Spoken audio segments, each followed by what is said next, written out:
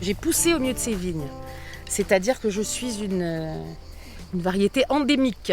Comme ces cèpes de vigne, c'est mon père qui a mis en place ce vignoble. Déjà mes grands-parents, nous on est originaires du Bozio, avaient des vignes ici, mais c'était des bergers. J'ai travaillé 12 ans dans l'administration et puis j'en ai eu marre. C'était quand même un plan B, je dirais, de travailler à un moment donné, de m'installer, de travailler avec mon frère. Notre plaisir, c'est le matin d'ouvrir nos volets et puis de voir nos chevaux dans les prés, quoi. Ça nous remplit vraiment. Voilà. Il y a des matins où c'est très dur, je ne vais pas dire. Mais quand je me levais le matin pour aller au conseil général, admettons, ou même ailleurs quand je travaillais à Expert, c'était... Je n'avais pas envie de me lever. Moi, je fais partie de la génération des gens qui, à un moment donné, ont pris conscience qu'on arrêté des études en disant aujourd'hui, il faut qu'on s'occupe de notre pays. Voilà, tout simplement. Je suis ravie de mon choix. Je gère mon exploitation comme je veux, à mon rythme, au rythme de mes enfants, ce qui est important en tant que femme. Il faut avoir un moral d'acier. Voilà, il faut toujours se dire on va repartir, même quand ça ne semble pas possible. Il faut être dans l'esprit de on va rebondir. L'attachement à la terre, c'est une manière de montrer qu'on ne va pas toujours tout attendre de Paris ou d'ailleurs, ou de Bruxelles, à montrer qu'on peut faire quelque chose de nos mains et que nos anciens, on n'a qu'à regarder tout autour, c'était couvert d'oliviers avant tous ces incendies. Toi, tu es brave. Toi, tu es une brave. Tu es une grande fille, toi. À force de les côtoyer tous les jours, on finit par les reconnaître.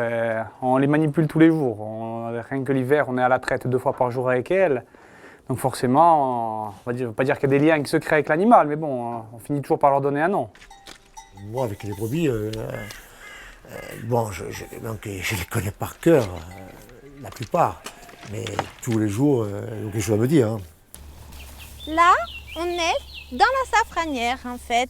Il faut s'imaginer que sous terre, il y a le safran sous l'herbe et à 20 cm sous terre à peu près.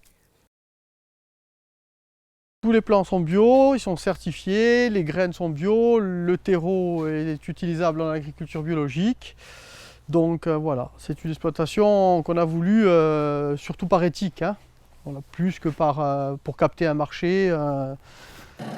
Le passage en bio, c'était une évidence. Enfin, moi, je dis toujours, on n'a rien inventé. Le bio, c'est simplement ce qu'on faisait il y a 50 ans. Voilà, c'est une façon d'élever des animaux, de produire propre et sain, comme on le faisait à 50 ans. Je pense que la vache, c'est un herbivore et un ruminant, et c'est pas un granivore, quoi. Ça ne mange pas de l'aliment, quoi, normalement. Enfin, moi, je suis absolument contre ça, de toute façon. Hein. Après, chacun fait comme il veut. Hein. Et là, au mois d'octobre, donc, on a un petit mois d'attente avant que commencent les mises bas. Il faut couper 2 secondes, parce que là, ils sont en train de nous bouffer 4x4.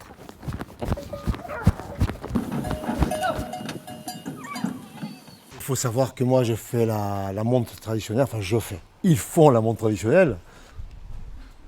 C'est une vie où on est en vacances toute l'année parce qu'on est dans un cadre magnifique et après bon, il faut aimer ce qu'on fait, mais moi je ne ressens pas le besoin de partir en vacances.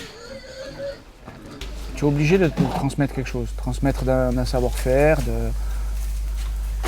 je sais pas moi, comme je disais tout à l'heure, laisser une trace de ce qu'on a fait et